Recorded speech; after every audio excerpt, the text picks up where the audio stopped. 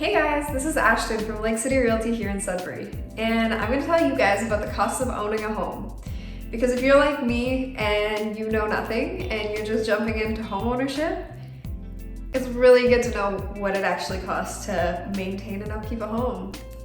So first we'll start with the basics, the costs that people know about. So you've got your mortgage, you've got your heat, hydro, water. So let's talk about the things that maybe you didn't think about.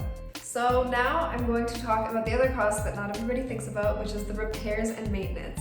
So this includes, your fridge, your stove, your washer, your dryer, your furnace, air conditioning, hot water tank if you own those ones. They can be quite costly if you have to fix or if you have to replace them.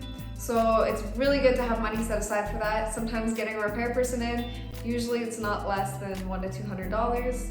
Other expenses to take into consideration is your roof. If you have an older roof, typically they're $5,000 to $10,000 to replace. So make sure to keep that in mind.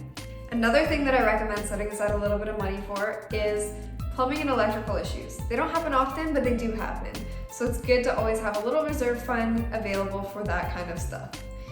And one of the other expenses, of course, when you buy a new home is you might want to do some renos. So that could be an expense that you might not think of right away, but you might want to have some extra funds set aside for that.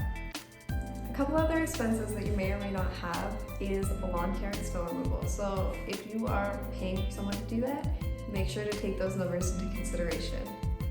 And that kind of sums up the bulk of the expenses being a homeowner. Of course, there's other expenses that could come up, but those are the main ones that you need to know about.